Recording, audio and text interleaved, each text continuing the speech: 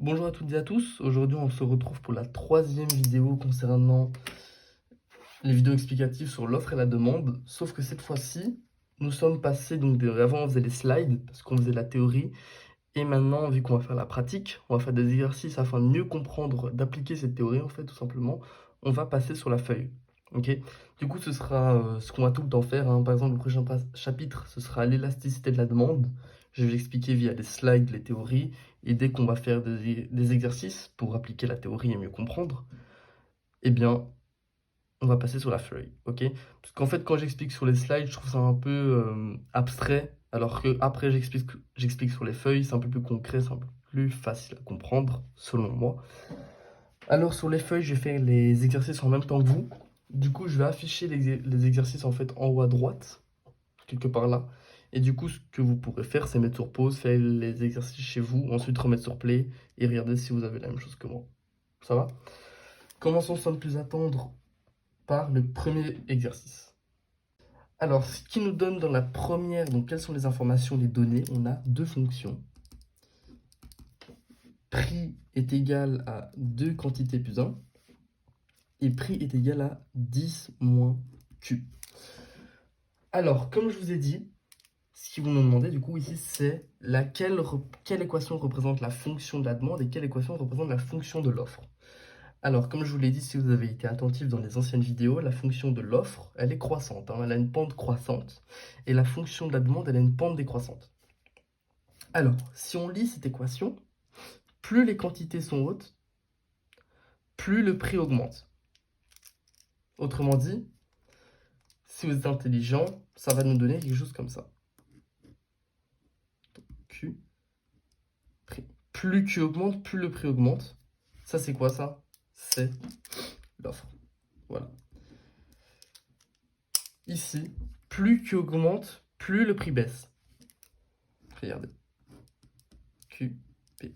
Imaginons pour la première quantité, on a 10 moins 1, 9.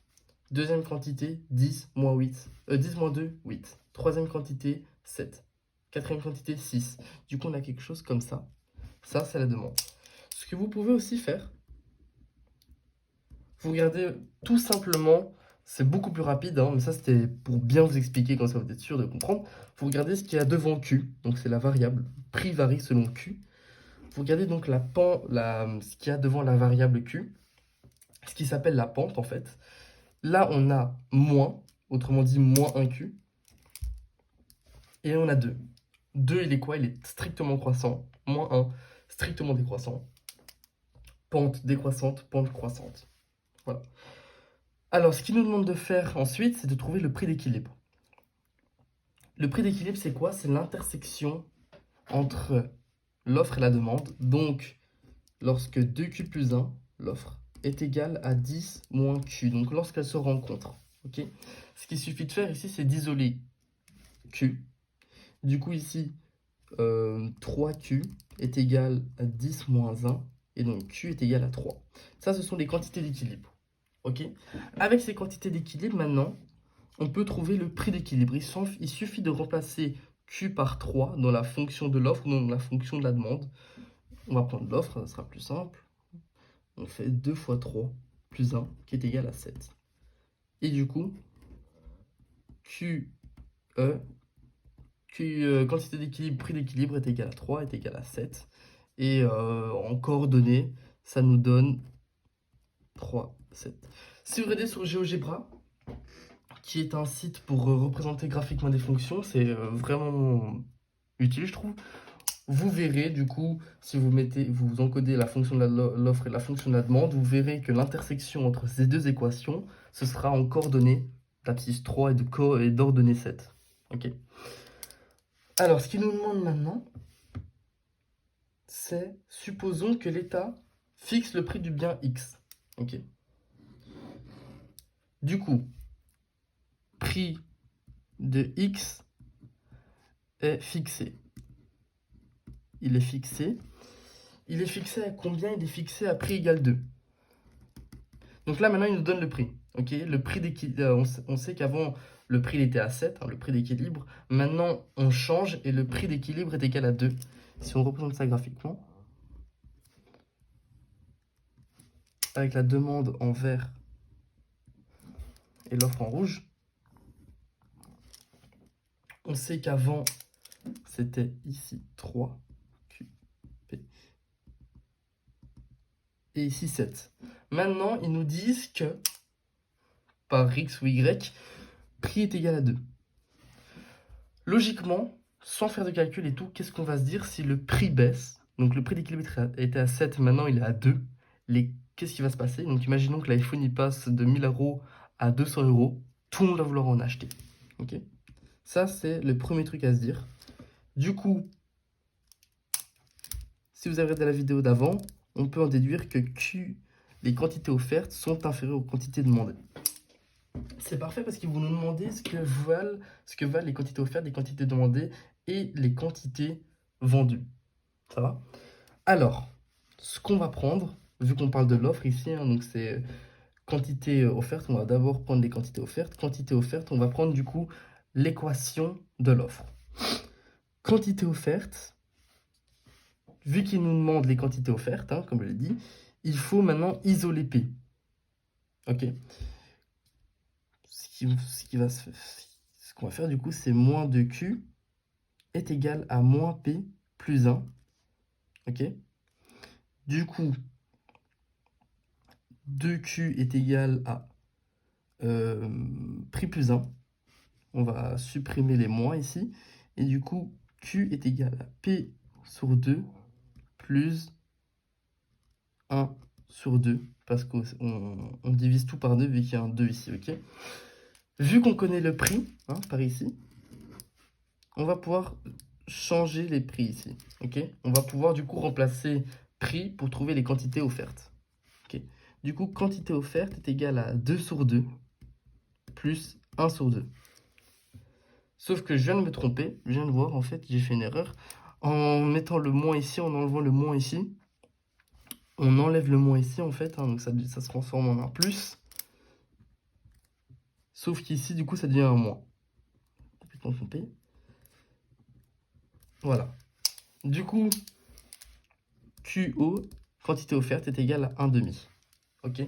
Du coup, ce qui va se passer, maintenant qu'on a les quantités offertes, c'est qu'on peut trouver les quantités demandées. On peut déjà le faire sans les quantités offertes, mais maintenant qu'on a la quantité offerte, on va passer aux quantités demandées. Ce qui va se faire, on va faire la même chose, sauf qu'on va prendre la fonction de la demande cette fois-ci. Ce qui va faire qu'on va isoler Q. Du coup, ici, Q demandé. Hop. Q demandé, quantité de la demande, est égale à 10 moins P. Et voilà, c'est déjà fait. Ok. On connaît le prix égale 2, encore une fois.